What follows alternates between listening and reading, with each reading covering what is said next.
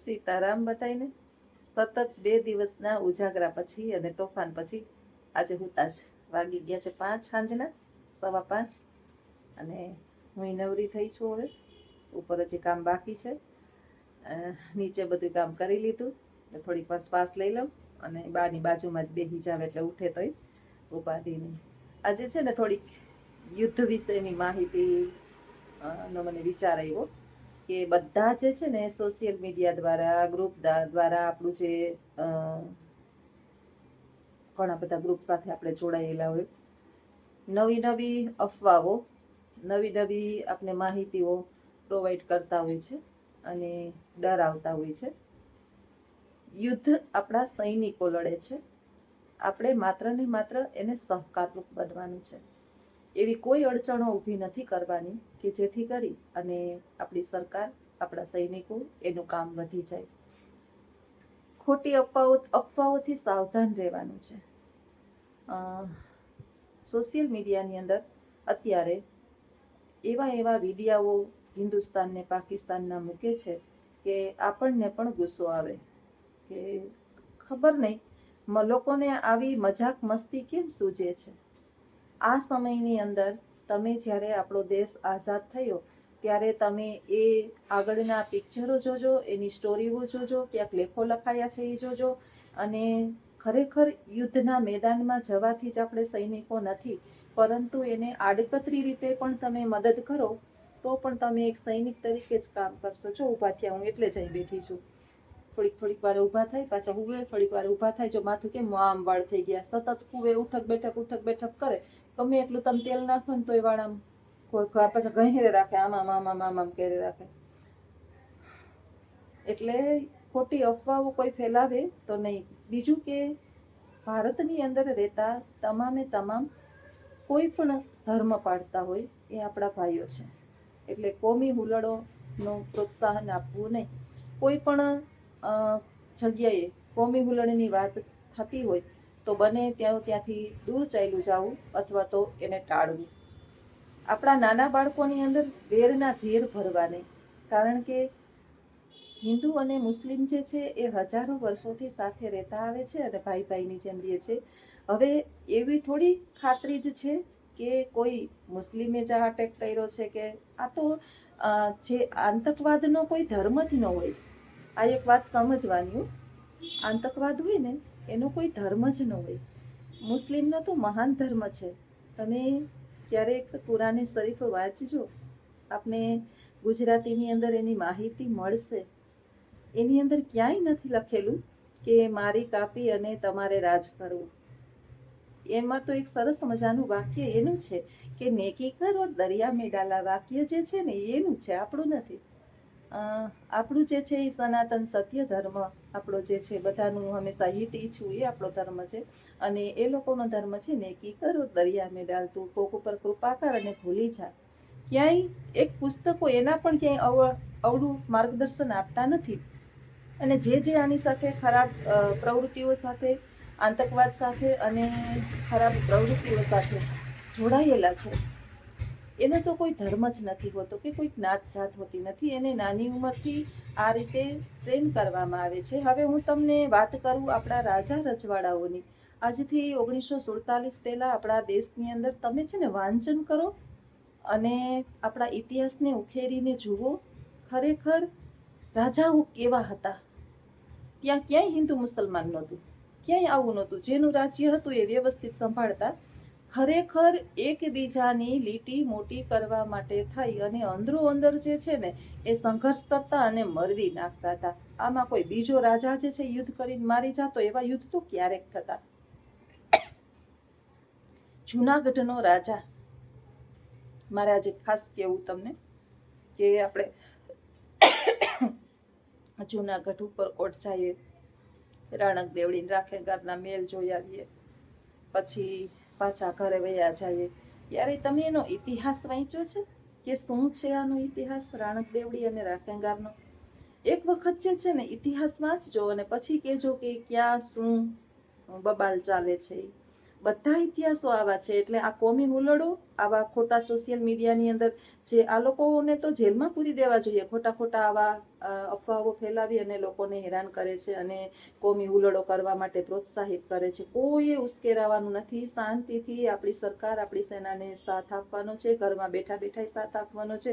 બસ આપણે સજાગ રહેવાનું છે કે ક્યાંય આપણા બાળકો જે છે અથવા તો આપણો પરિવારજનો જે છે કોઈ એવી જગ્યાએ ના પહોંચી જાય કે જેથી આપણે મુશ્કેલીમાં જાય. બહુ મોટા મોટા પ્રવાસોને આપણે આપણું પૂરતું ધ્યાન રાખવું, બહુ મોટા પ્રવાસો ટાળવા. ઘરની અંદર કદાચ ક્યાંય એટેક થયો હોય, આપણી આસપાસ દરિયા કિનારો છે ત્યાં સંભાવના એલર્ટ કરેલા હોય તો જરૂરી સામગ્રીઓ હાથ વગી રાખવી. આવું બધું આપણે આપણી સરકારને હેરાન કરવાની નથી, એને મદદરૂપ થવાનું છે. આપણે આપણા દેશની રક્ષા કરવાની છે.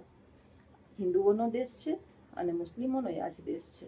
અહીંયા જૈનમાં છીએ તો બધાનો દેશ છે. એટલે કોઈ પણ પ્રકારના કોમી હુલડોને પ્રોત્સાહન ના આપીએ આપણે અને ભારતના સારા નાગરિક તરીકે જીવીએ. બધાને જીવન જીવવાનો પૂર્ણતઃ અધિકાર છે આ પૃથ્વી ઉપર અને બધાનો ધર્મ જે છે એ એક જ શીખવે છે કે માનવ બનો અને સારું કાર્ય કરો.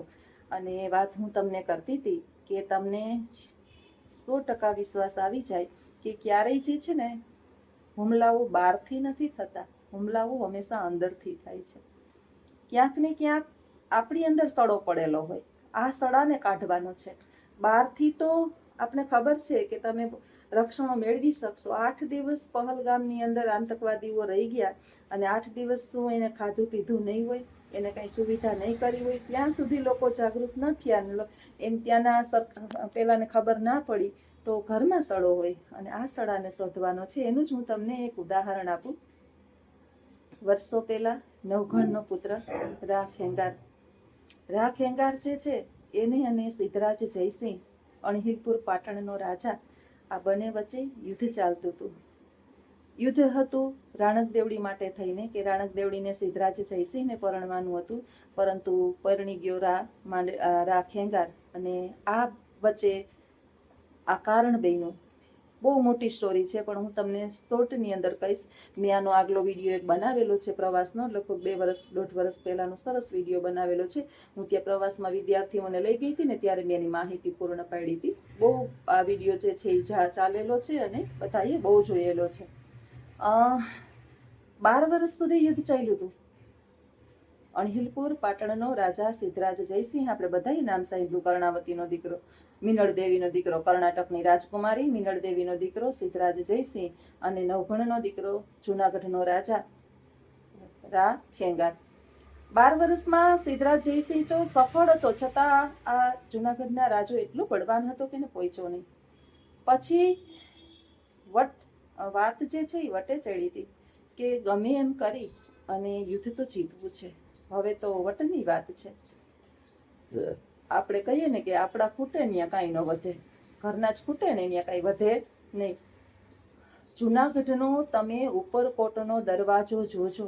એ દરવાજો જે છે ને અહીંયા દ્વારપાળ વસતો હોય અને એ દરવાજાની અંદર જવા માટે થઈ અને પરમિશન લેવી પડે. અંદર કોઈ જઈ શકે નહીં બહારનો વ્યક્તિ, અને આ દરવાજો તોડવો એ અશક્ય છે. હવે બહેની ઘટના એવી કે જે રા ખેંગાર હતો ને એની ફૂઈનો દીકરો, બહુ સતાનો લાલચી. ખેંગાર મરે પછી રાજ સતા જે છે એને મળે. આવી સતાની લાલચમાં આવી અને સિદ્ધરાજ જયસિંહ જે છે બહુ હોશિયાર હતો કે હવે બલથી કામ થાય એમ નથી તો કળથી કરો. એટલે એણે આને પોતાની તરફ કરી લીધો અને પોતે વાયદો કર્યો કે ખેંગારના મૃત્યુ પછી રાજ સિંહાસન હું તને સોંપીશ. બસ તું મને રાજની અંદર ગરવા માટે થઈ. યુદ્ધે તો હવે લડાઈ એમ નથી, એટલે છાની છૂપી એને મારવું છે. બંને વચ્ચે સંધિ થઈ. રાતનો સમય છે.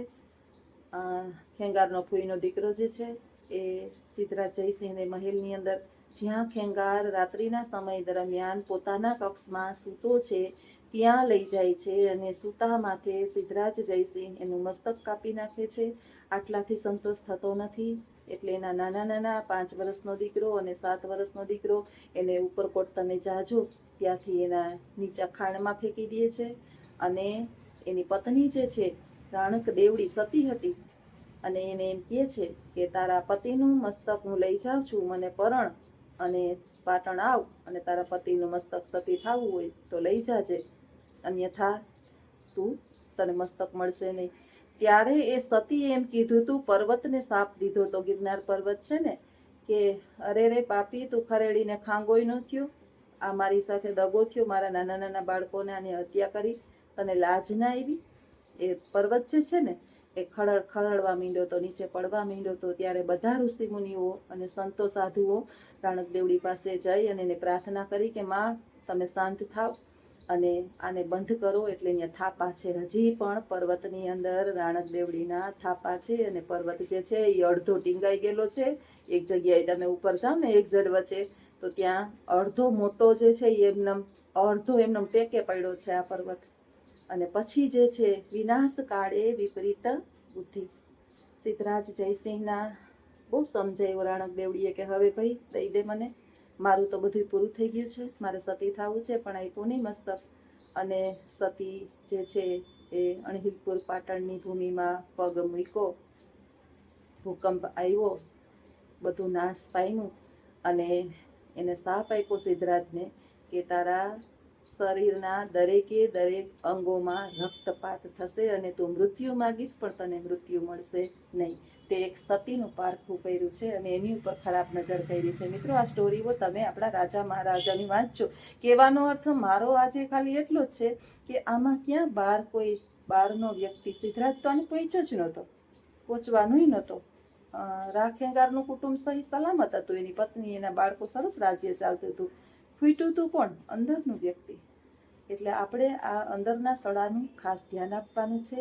આપણા આસપાસના એરિયાની અંદર હિન્દુ હોય કે મુસલમાન હોય, કોઈ પણ વ્યક્તિ અજાણ્યા શખ્સ જે છે એ કોઈને મકાન ભાડે આપો તો પૂરેપૂરી ચેતવણી સાથે આપવાનું છે, બધી જાણકારી મેળવવાની છે, પોલીસમાં જાણ કરવાની છે. એવું કંઈ અજુગતું લાગે તો આપણા ઘરની આસપાસ કોઈ એવું વાહન અજાણ્યું પડ્યું હોય અને સામાન સાથે કોઈ સાયકલ કે એની અંદર કંઈ વસ્તુ ટીંગાડેલી હોય તો એની આપણે ધ્યાન રાખવું. ઘણું બધું આપણે ધ્યાન રાખી શકીએ.